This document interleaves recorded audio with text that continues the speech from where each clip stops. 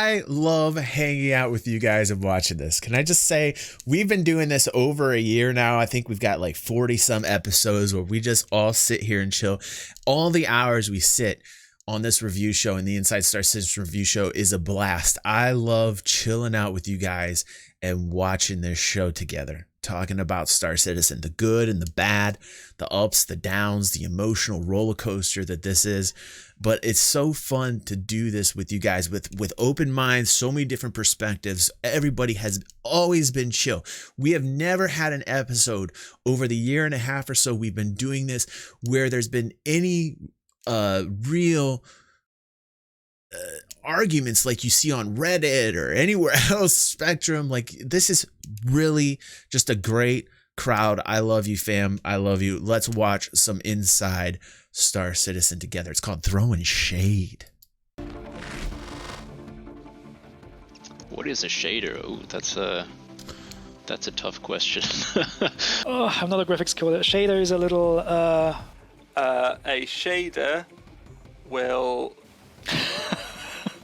We were just, that's Chris Campbell, the lead lighting director.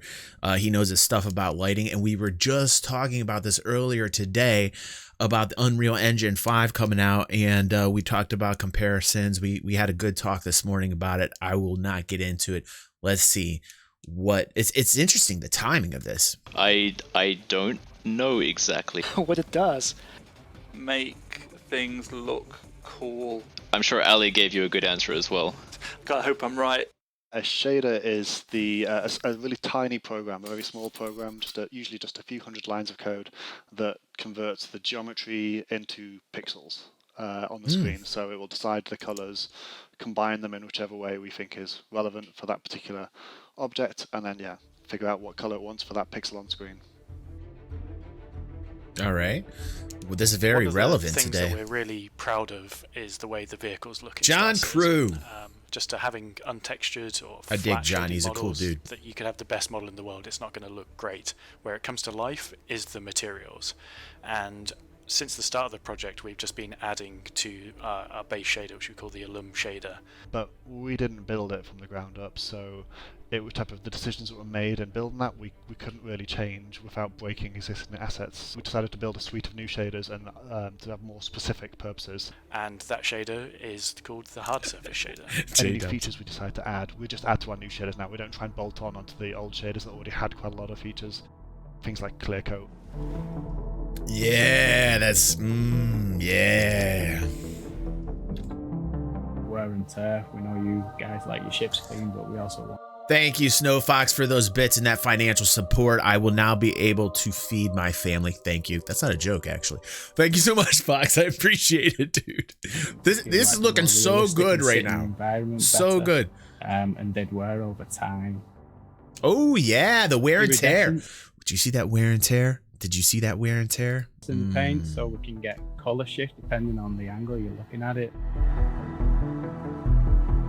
There's obviously a lot of ships in the game, and converting them over to a new shader is not a trivial task, but it is something that we are doing patch by patch. Every patch there will be some more ships that will be using the hard surface shader. The biggest feature for hard surface was the integration into our layer library, which is this type of a more hierarchical way of building up materials rather than everyone having to start.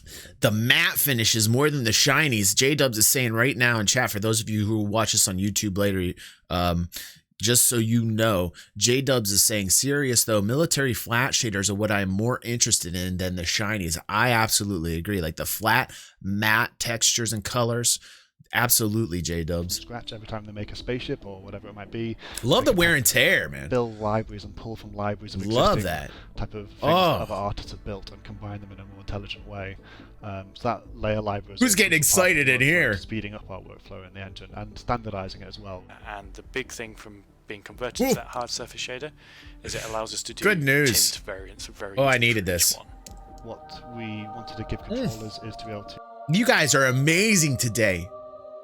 Amazing. Thank you. Thank you. Thank you so much, Killian. Thanks, everyone. You guys are amazing. Tint them layers and control them layers so we can then present more options to the design team and the end user. Each layer we use on our hard surface shader can be tinted one of 3 different colors, and then 3 colors are defined in what we call a tint palette.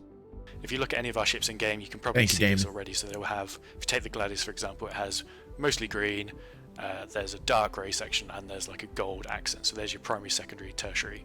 What Flashy the Gladiuses? designers to do is That's once they work sacrilegious. out, usually with lore, what the colours are for, say, a faction like either Microtech or Crusader. I like that or arrow, that Montos, army-based and you color. can set those colours up. I dig that. I dig that army-based arrow color. That's pretty sweet. I used to get into models quite often, and I would paint a lot of my models this way. That's really a nice color combo there. Or Ninetales, then you can set those colours up and then save that as a tint, and then that can get applied to any ship, and quite easily you can just quickly make a ship and then apply the tint, and then you've got these different factions or paint schemes. So the hard surface shader's been coming for a long time. It unlocks a huge amount of potential for the vehicle team. We're really excited to see what we can do with it and what we can push. But what does that mean for you as players, especially in regards to customizing your vehicle?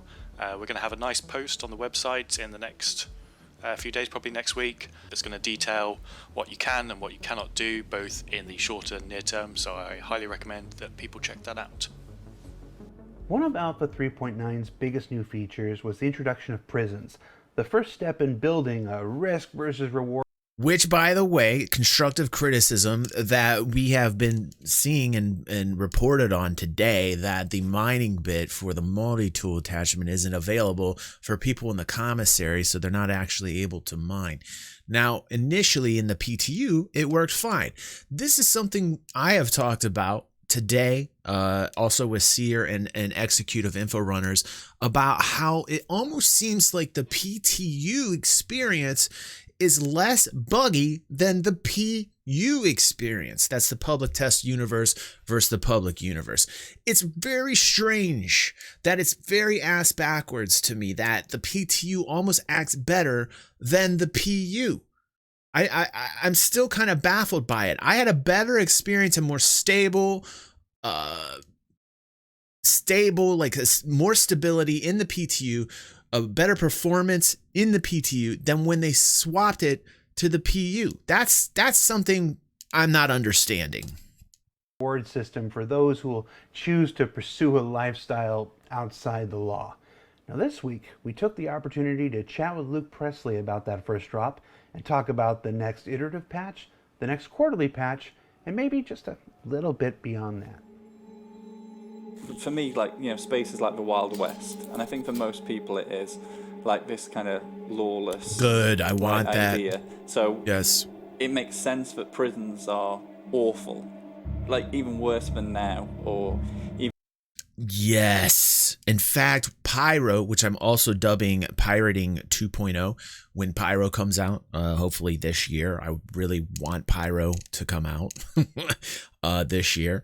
And when it does, it'll open up some really interesting dynamics between player-to-player interactions with one another. You've got pirates who are like, "Yar, I like it over here" in Pyro, and then you've got like law-abiding citizens over in Stanton that are like, "Please, I'm doing business. Do not bother me." And then you'll have this messy kind of convergence where the pirates will come over into Stanton to try and get stuff, escape the law. Then you'll have people who are being hired. When wallet-to-wallet transactions are available, please, let's make that happen, Cloud Imperium. And they will say, "Hey, I want you to kill this dude, pay a bounty hunter. Bounty hunter player will go over and try and kill pirate player." And then you have this wonderful interaction. Let's haul him back. Let's haul him back to jail, right? And as a pirate, I want to be hunted. Come get me. Come at me, bro. Come at me, bro. You know, so like I'm really looking forward to Pyro because I think that'll elevate what we're seeing here with the law system. Even more capable of being brutal and keeping you in. I think everyone. I love the prison. To explore that straight away. I love the prison. If you guys want a tour of it, you just go ahead and check my channel out. I actually do an experienced Star Citizen where I'm in the prison. I show everybody all the different places in the prison. I hope it helped a lot of you guys out. Nah, David. Obviously, it's in its infancy. There's a lot. Yeah, more the to help come. was great. We know experiences vary, with some persistent issues with mining and infinite transition screens, but on the whole, feedback has been quite positive. even people who are criminals. It's been positive in terms of the art. The art department seems like it's light years ahead of all the other departments. Maybe that's normal in game development. I'm not quite sure because I'm not in game development, but I've been following game development enough. But in terms of like the art department, always seems like light years ahead. And in terms of people being happy with what they're seeing in 3.9, it's the artistry. It's New Babbage. It's all the moons. It's Klesher Prison. It's looking at it. It's the eye candy is like way light years ahead. But then let's bring it back down. Let's ground it and talk about basic game mechanics, like your flight experience, like PvP and like FPS experiences. Let's talk about AI. Let's talk about these types of very core game mechanics where people are not happy. So let's be real about it. Let's talk about these things too. Have been saying this has changed. And Jiro's saying it's normal. Actually, makes sense. Like, strangely, makes sense, now Jiro. there's an actual... Like, it would make sense that the people with the imaginative minds and that are creating and doing all the artistry that are light years ahead of everybody who's got to kind of catch up. So it does make sense. That's cool that Jiro said it's normal because he's involved with, he works with Microsoft and he's involved in game development. So that's cool. Thanks, Jiro. I guess. Good to see you, bro. Everyone who worked on it is extremely proud of it. Like Ollie, especially, who made the escape route, is loving it. And I think people can see how we are going to improve it in future and how that will make it a lot more interesting to be down there. Like when we had mission givers and things like that, you'll actually maybe want to go there. So for 391, our main focus is bug fixing. Obviously, there's been speedruns that have got out in 3 minutes, which was like, the way they did that was quite embarrassing for us. Like we'd left in a ledge that definitely shouldn't have been there. It was there to kind of break people's fall and actually slow them down. The main fall you drop into is like, it's quicker if you don't hit anything on the way down. I love your comment. In the next patch, I just blocked up two, like I think quite ingeniously, like blocked up the two main paths. Oh, I would like that too. I would like that too. Jiro is saying he would like to see ledges that collapse, like environments that are degradable. I love that. I love that idea. I'm sure they'll find some more, and I'm really looking forward to it. But it's something I'm not going to spend the rest of my life kind of patching up.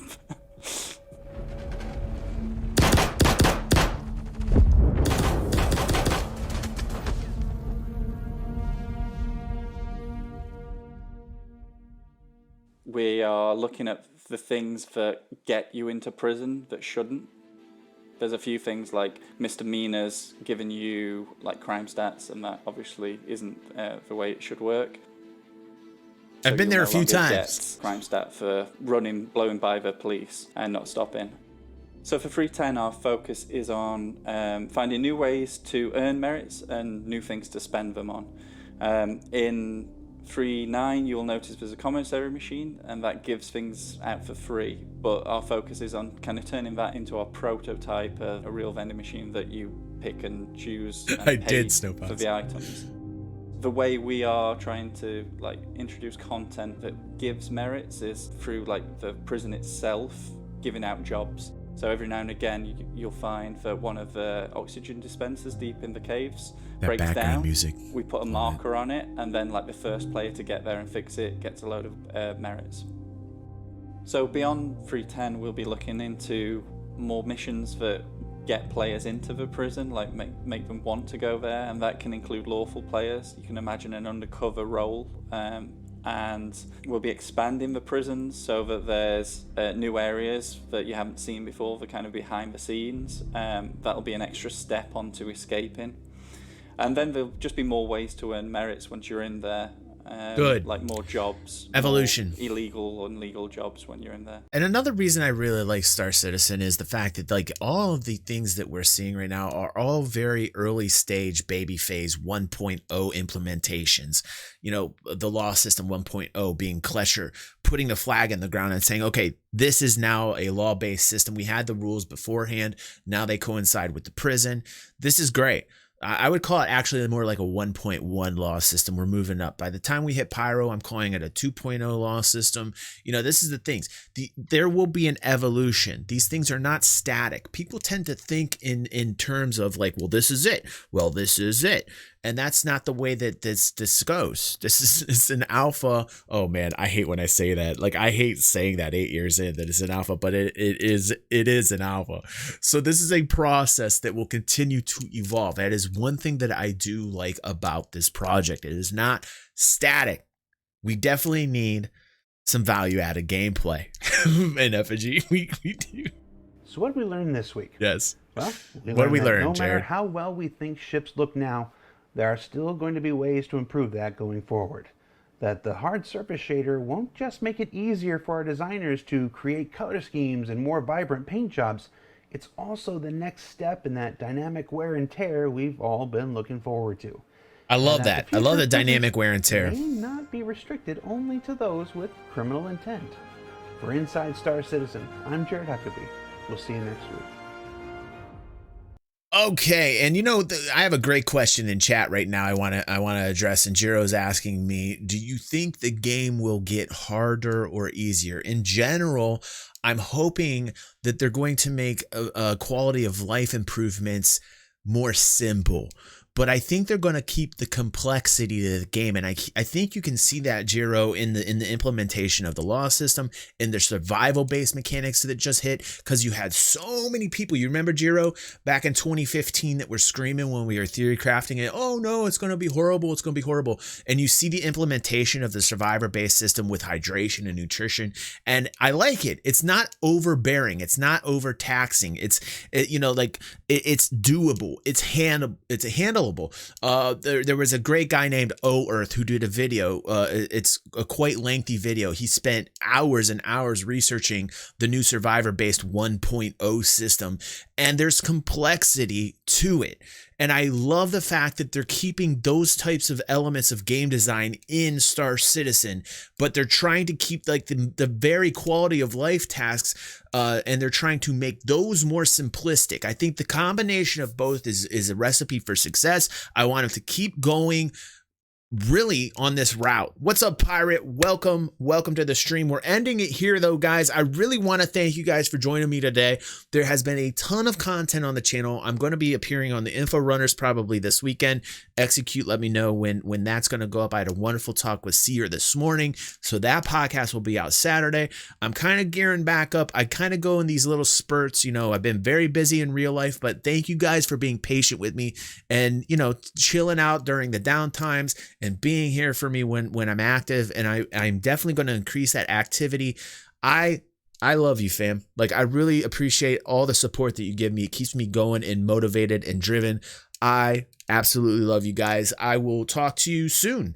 I'll probably be streaming in the morning tomorrow. I'll let you know in Discord.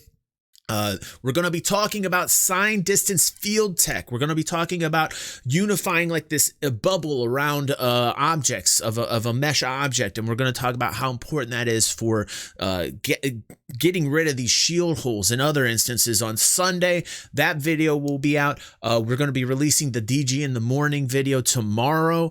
That we had this morning. So that'll be tomorrow morning. And then we're going to have highlights this weekend of Baldur's Gate 3, which is a title I'm really looking forward to. Baldur's Gate 3. I know, Damon, if you're still here, dude, you and I are both looking forward to that, bro. And I have had an awesome time. I want to give shout outs to everybody who supported me today. I want to give a shout out to Killian for those bits, Arcane for that subscription, J-Dubs for mass gifting pretty much everyone, including Schnozbot. Dude, that was very professional. Thank you so much, J-Dubs. I want to thank Snow Fox for those bits. And again, Killian coming in with even more bits. So thank you, guys. It keeps me going. It helps support this channel. Giveaway video also. So giveaway video should land this weekend as well. We're going to be having an awesome giveaway with the Archimedes Collector's Edition Emerald skins. 2 of those, thanks to Cash of our community. God bless him. Love you, Cash. I'm going to throw in a Pisces, and we're going to to throw in a $25 Amazon gift card. Also, when we hit 50 subs here on Twitch, we're giving away a $15 gift card. So like there is a lot going on that I think you guys need to just kind of push out there and say, hey, do you know what DG360 is up to? Get the message out there. Appearance on Info Runners, and stay tuned for that. Everything has been amazing this week. I've been really pushing for you guys. Love you. I will see you on the next vid or stream, guys. Peace out.